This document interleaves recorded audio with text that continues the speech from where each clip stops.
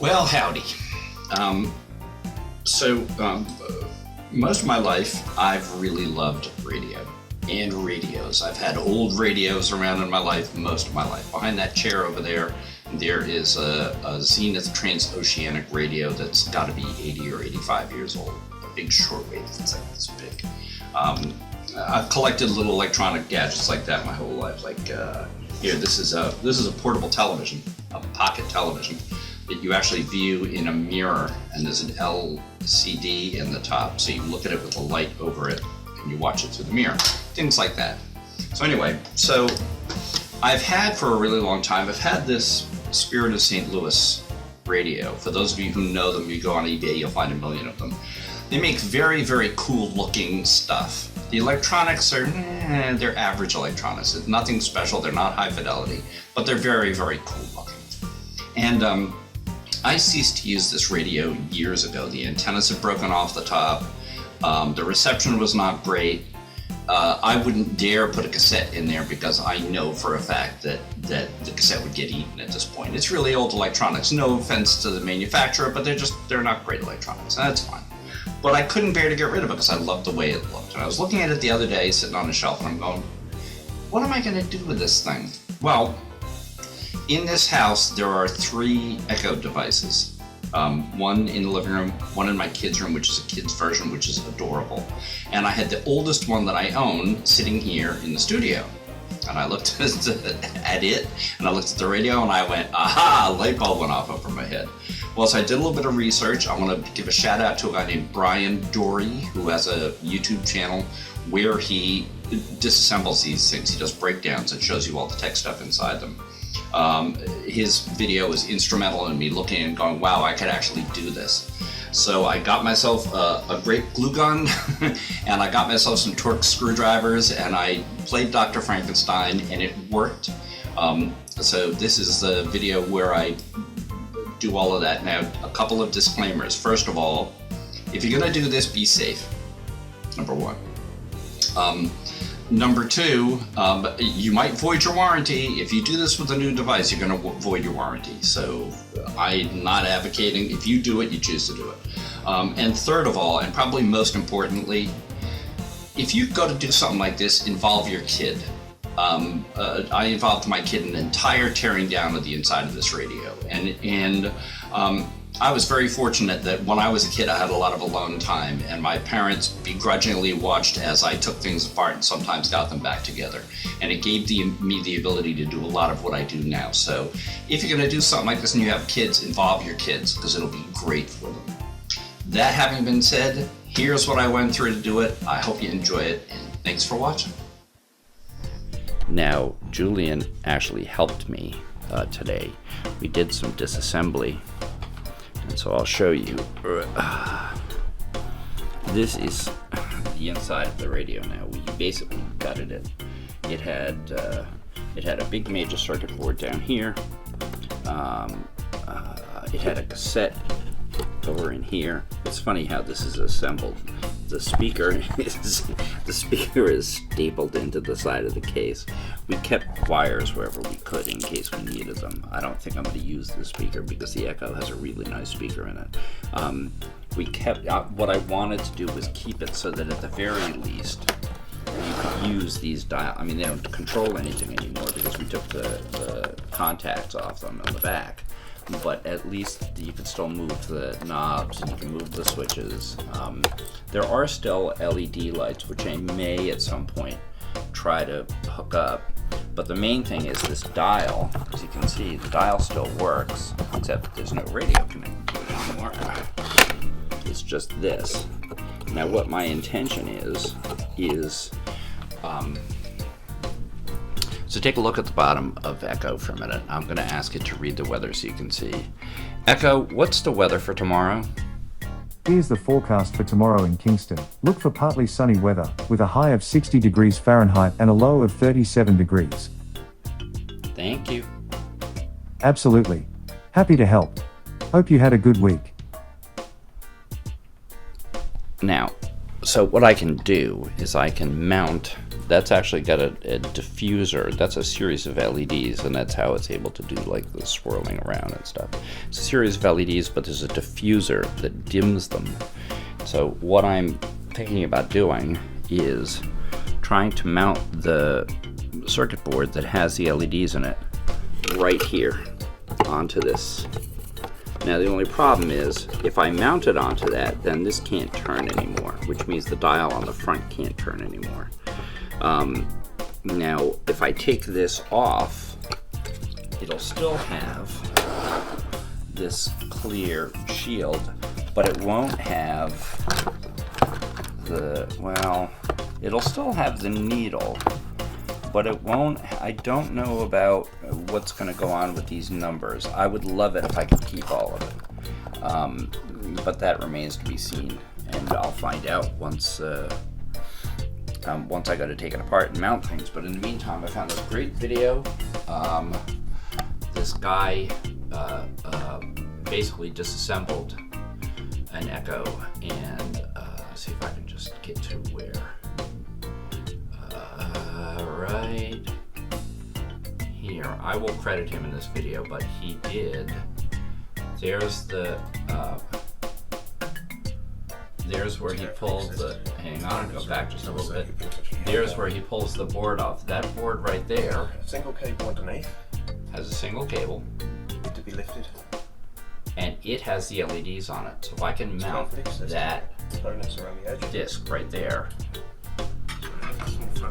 If I can mount that disc right there onto the back of this somehow, but keep the disc with the numbers in it, it would look really cool. You wouldn't be able to turn this, but you could still keep these numbers in this appearance. So anyway, that's step one of this cockamamie project that I thought of, because Lord knows I don't have anything better to do with my time, but it's actually a great project to do with Julian. So the next step is I'm waiting on Torx screwdrivers, which will be here tomorrow, so I can start disassembling this poor guy. But he's an older unit, and I think he would like to live the rest of his life in that. Now the other quick thing is, this thing ran on, you ready? This thing ran on 9D batteries. Look at this. So what I'm gonna do is, this was actually on the bottom of this radio.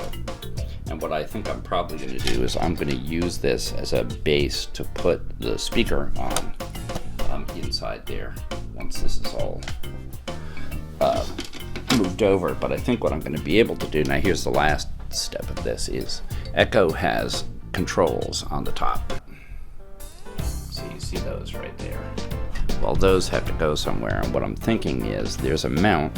I don't use them very often. There's a mute and a volume control, but you can tell it to do that without touching it. There is a hole in the top, which originally was for an antenna. I have the antenna here somewhere. It just fell off the chair. Doesn't matter. Anyway, that's where the antenna went. So what I'm thinking is, if I can mount those buttons in here,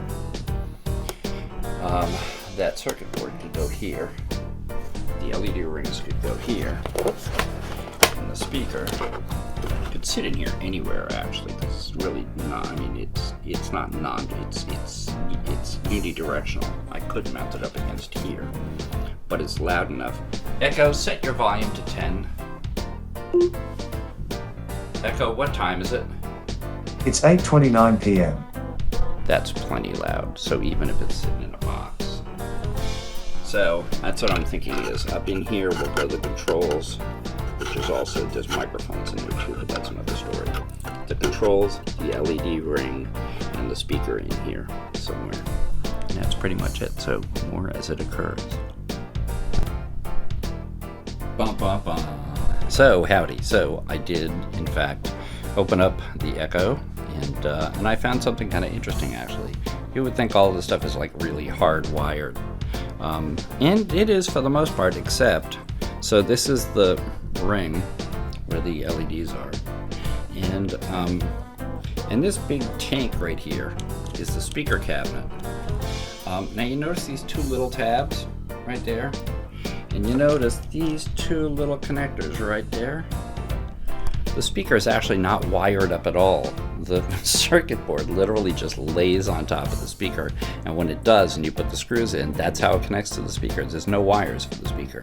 So I'm going to have to solder some wires on in order to put it into there. Now the cool thing is, I did have to take this piece of the, I did have to take this piece of the dial out because the lights were so dim, the LEDs. But once I took this out and I put the LEDs in, the actual blue and all the colors from the Echo LED showed up in that little round window in the front, which is very cool. Oh, and I got, finally, for the first time in my life, Torx screwdrivers. Yay! So anyway, more as when I break out the soldering iron and wire this thing up. So I had to mount the quad buttons. I have the entire Echo part, but I had to mount the mount for these little buttons somewhere. This is actually 4 buttons and 4 microphones, and you know, on the top of an Echo, on top of the ball, there's 4 little buttons. And I'm going, well, where do I mount this? I have to keep it close to the LED ring because I can't extend that little ribbon cable that runs from one to the other. I'm going, what am I going to do? Well, the radio had these antennas on the top, which I said before are not functional, and I'm thinking maybe I'd get rid of them.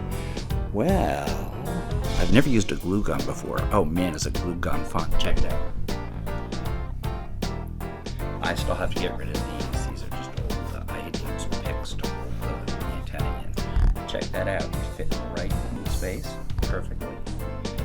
And it left enough space underneath to be able to mount everything in there. I basically cut, using tin snips, I cut this off of the top of the ball. So all I have to do is mount those buttons back in there, and poof, it'll have controls. Look how nice it looks. It fits right in there. Pretty cool, huh? So my soldering skills are not what they used to be. My very first job I did soldering when I was 17 and a half years old, but I haven't soldered in a long time. But here it is. This is the whole thing. I have powered it up and it works.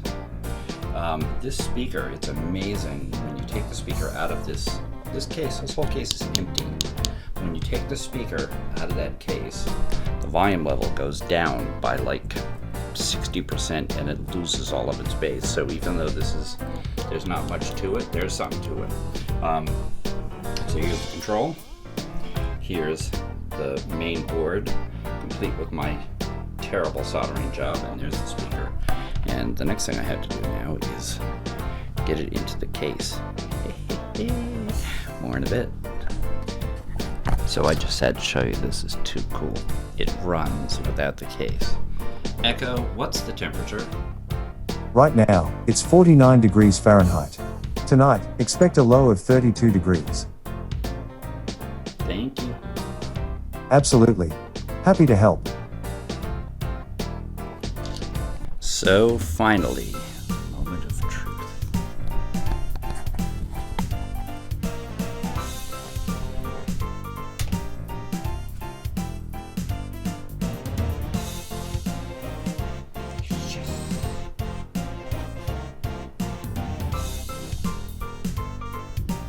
That is too effing.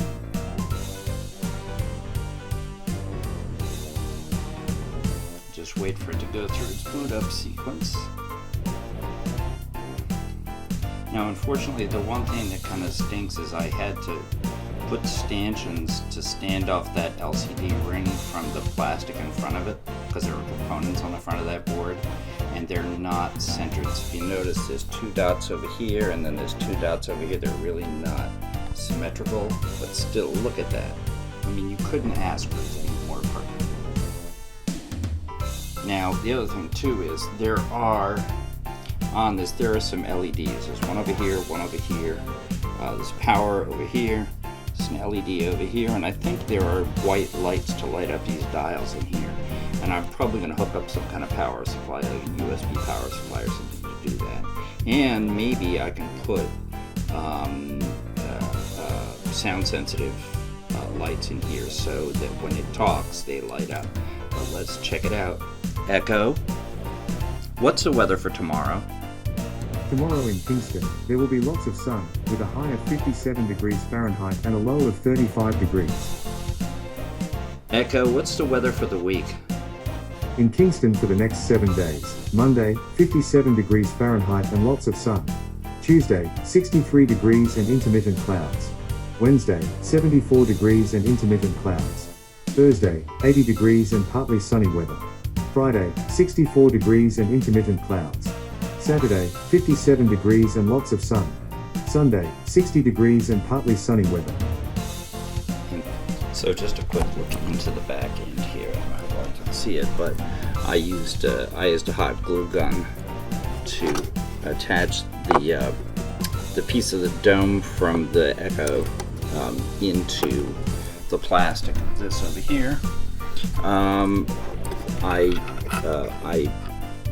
glue gunned this circuit board onto the green plastic in the front, and I glued this speaker cabinet in. There's a speaker grill on the side of the radio where the old speaker was, so I tore the speaker out and I glued this here so it's aiming out. And that's pretty much it. That's, I mean, it's funny how little there is to the Echo. So it's just the speaker, the circuit board, and one little circuit board in there, and the push buttons on the other side. And that's it. There you have it. It worked. Now the only thing I might want to do, because I'm kind of missing them, is it did have antennas on it. And I could potentially like mount the antennas back here, and I still have to clean off this top here. But look, the controls went in perfectly in there. And I'm so jazzed that it actually worked. And that'll look really nice on a bookshelf instead of the plain dot. And now I just have the detritus. I have to put the back cover on. And now I have a whole set of screwdrivers. And here's some of the bits and pieces that I basically used a pair of tin snips to cut the dome so I could get the control panel in its own little piece. And anyway, it worked. I'm so happy. Echo, thank you very much. You are so very welcome. Hope you've had a good Sunday. Ta-da! Happy, happy man.